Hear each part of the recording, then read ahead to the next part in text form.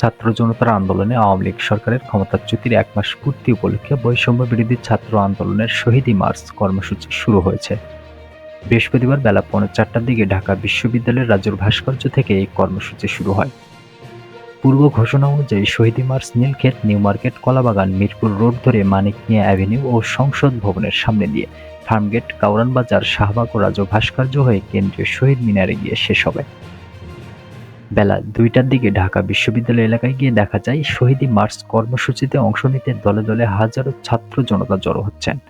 রাজধানীর বিভিন্ন শিক্ষা প্রতিষ্ঠানের শিক্ষার্থীরা থেকে শুরু করে নানা শ্রেণী পেশার মানুষ মার্চে অংশ নিতে ঢাকা বিশ্ববিদ্যালয় এলাকায় আসছিলেন।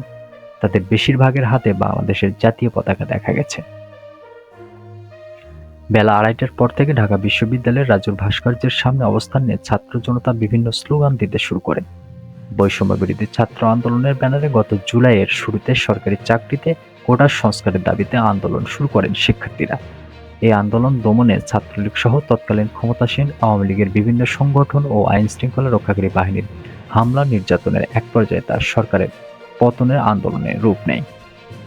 ছাত্র জনতার তুমুল আন্দোলনের মুখে ৫ই আগস্ট শেখ হাসিনা প্রধানমন্ত্রীর পদ থেকে পদত্যাগ করে দেশ ছেড়ে ভারতে যান।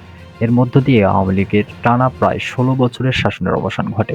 আওয়ামী লীগ সরকারের পতনের ৩ দিন পর গত ৮ই আগস্ট শান্তিতে নোবেলজয়ী ডক্টর মোহাম্মদ ইউনূসের নেতৃত্বে অন্তর্বর্তী সরকারের উপদেষ্টা পরিষদ শপথ নেয়।